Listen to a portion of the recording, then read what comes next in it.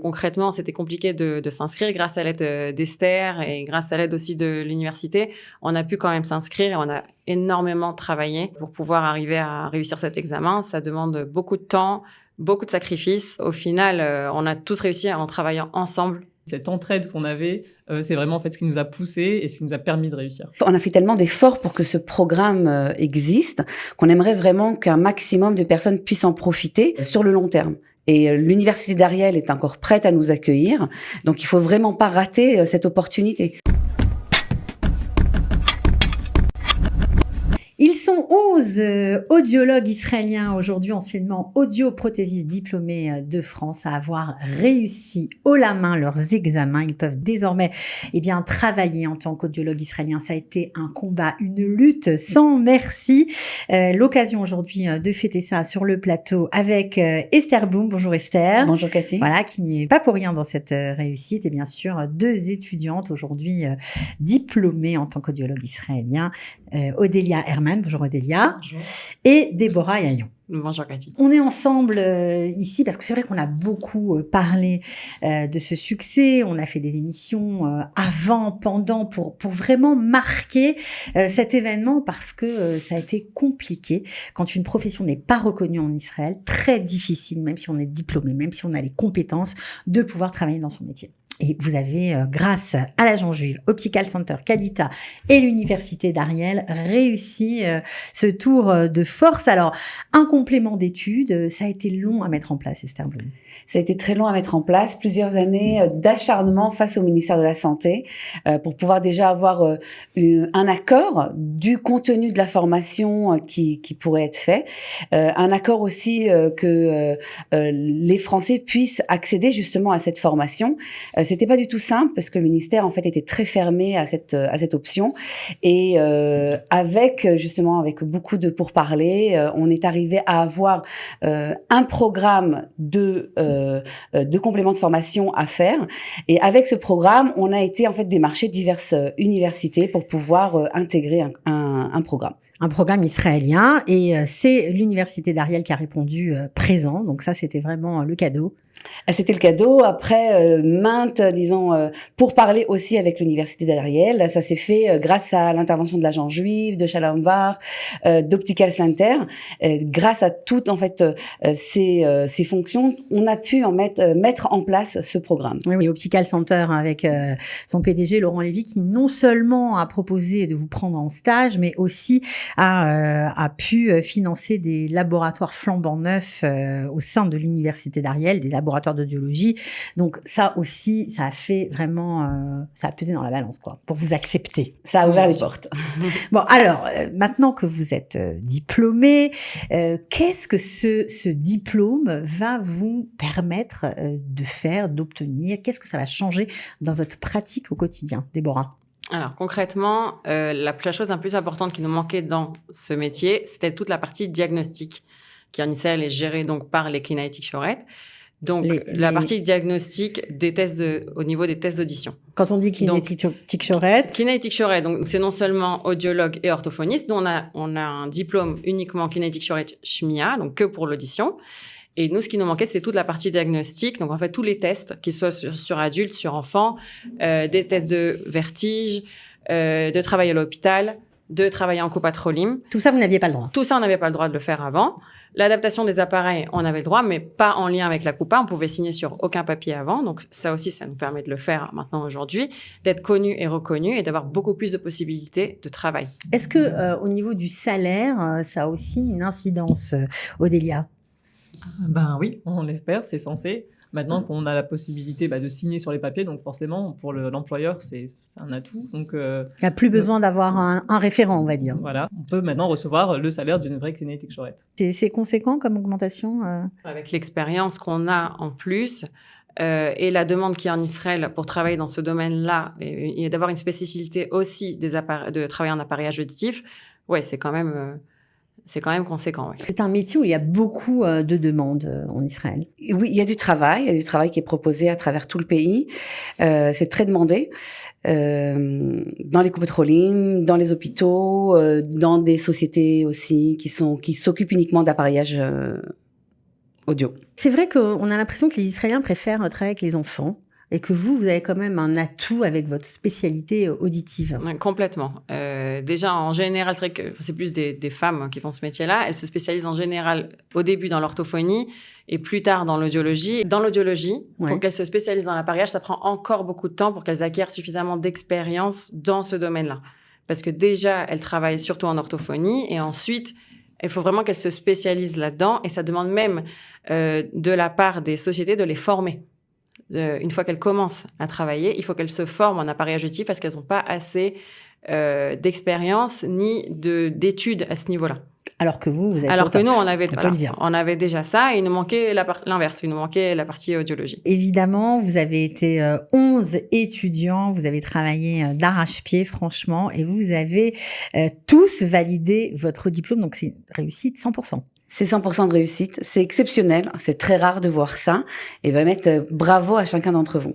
Bon, alors, ce qui est incroyable aussi, c'est que vous étiez à 2 doigts de ne pas pouvoir passer l'examen en juillet. Voilà, c'est ça. C'est qu'en fait, pour le coup, on avait fini nos examens donc universitaires vraiment très, très peu de temps avant l'examen national et que concrètement, c'était compliqué de s'inscrire grâce à l'aide d'Esther et grâce à l'aide aussi de l'université. On a pu quand même s'inscrire et on a énormément travaillé pour pouvoir arriver à réussir cet examen. Ça demande beaucoup de temps, beaucoup de sacrifices. Au final, on a tous réussi en travaillant ensemble. On s'est beaucoup entraidés. Vous les avez épatés, les profs, je crois. Ouais, on les a épatés. Ils croyaient pas trop qu'on allait y arriver et bon, prochainement, on a réussi. Mais voilà, faut tout lâcher, faut se mettre à fond. Au final, quand on a travaillé suffisamment, ça paye et on a tous pu réussir. Alors, Odélia, vous avez eu, on va dire, un bébé pendant les études et puis vous les avez entamés avec un petit enfant, quoi. Il était encore vraiment presque nourrisson. 4 mois, voilà, un nourrisson, un vrai.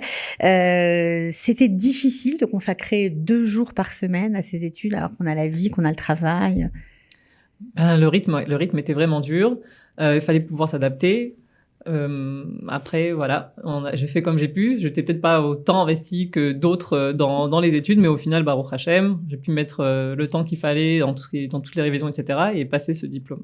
C'était votre objectif de passer l'examen en juillet ou pas vraiment? À vrai dire, pour moi, non. Encore une fois, avec les conditions familiales, je me disais peut-être vaut mieux que je le passe un peu plus tard et de manière plus sereine et de l'avoir à coup sûr. J'avais peur de l'échec. Bien sûr.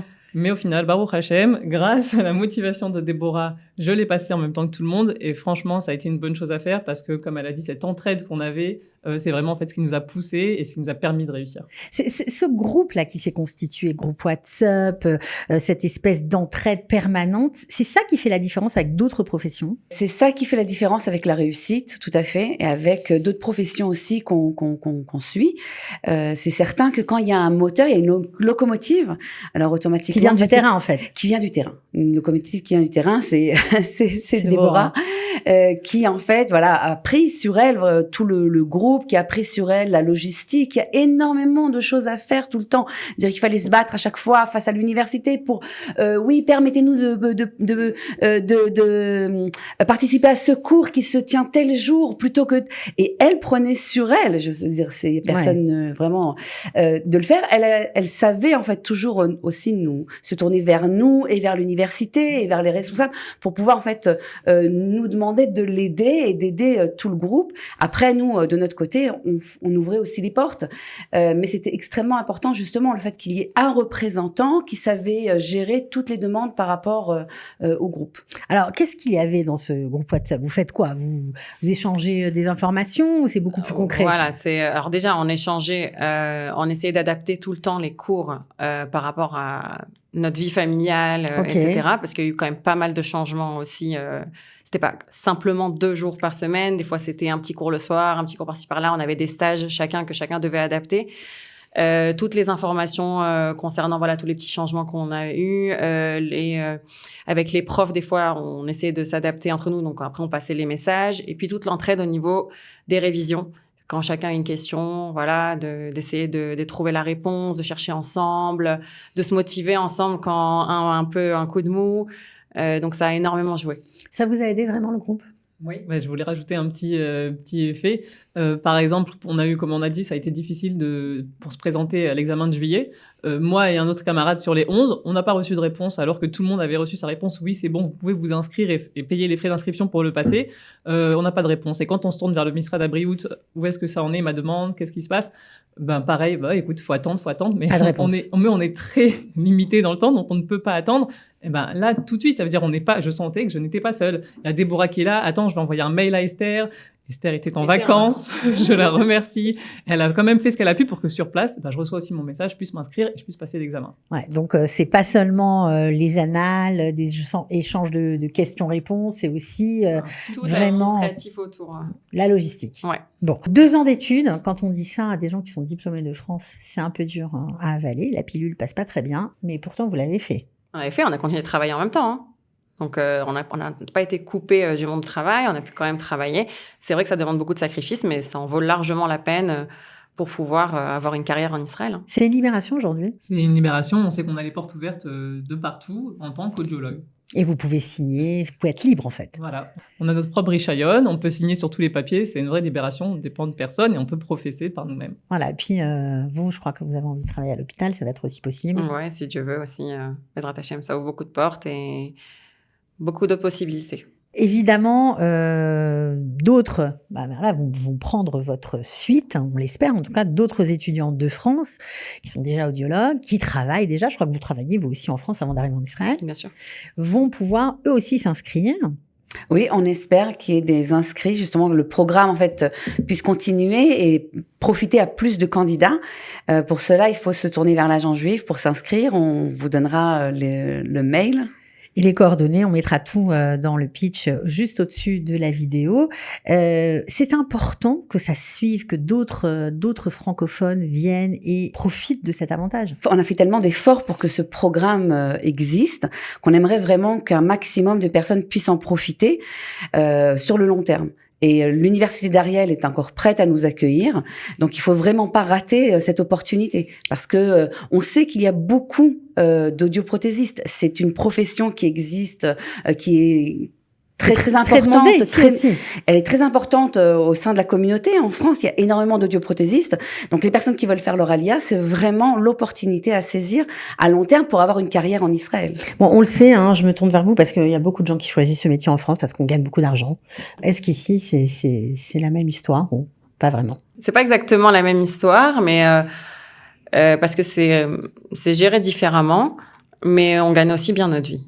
Une fois qu'on a l'expérience et tout, on arrive quand même à des salaires très corrects. Voilà, c'est important de le préciser parce Oui, qu'on bien a sûr. toujours l'impression qu'en Israël, qu'on va galérer, on va étudier. En plus, on va pas gagner d'argent. En France, c'est la sécurité sociale et la mutuelle en fait qui permettent aux patients de subventionner aux aides auditives, alors que ici le système n'est pas le même. C'est les coupotes Rolim qui gèrent ça, donc c'est vrai que les marges sont pas les mêmes. C'est vraiment très intéressant et très important.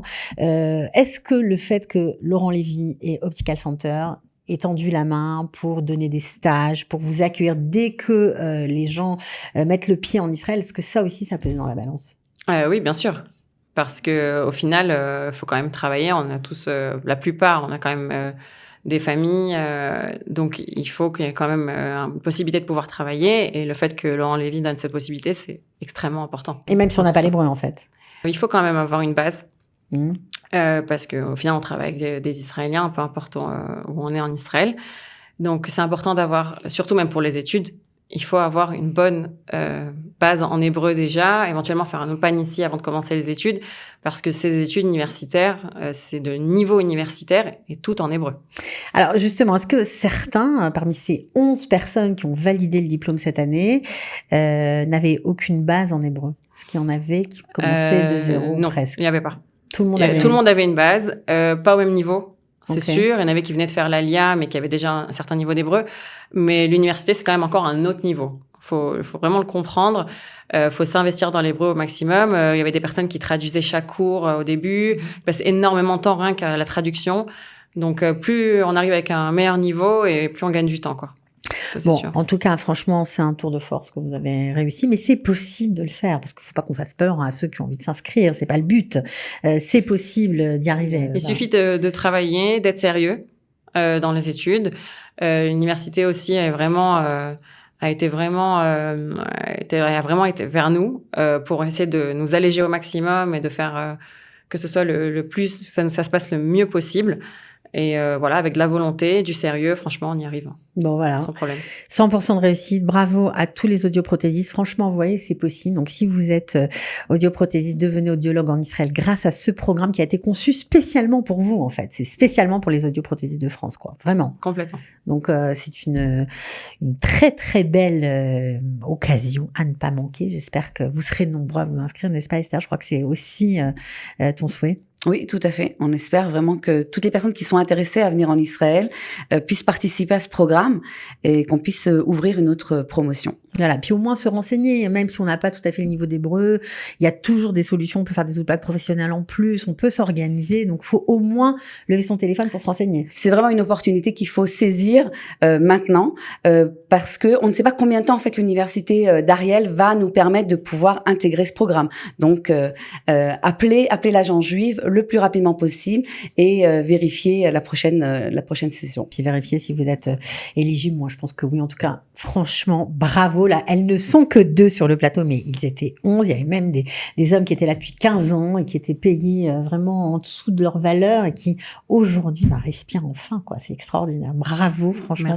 Bravo. C'est une excellente réussite et ça montre à quel point, quand vraiment on veut, toutes les barrières, en fait, s'écroulent et kol hakavod à chacun d'entre vous pour tout l'effort que vous avez investi. Voilà. Merci à toi, Esther, et à tout le monde, à Kalita, à Laurent Lévy, à tous ceux qui ont participé. Parce que sans vous, on n'y serait pas arrivé, ça c'est certain. Et on reste aussi à disposition pour tous ceux qui veulent des renseignements. Voilà, avec plaisir, vraiment. Elle est pas belle, la vie, elle est magnifique. Franchement, bravo. Et merci pour tout le monde. À bientôt. Merci. Au revoir.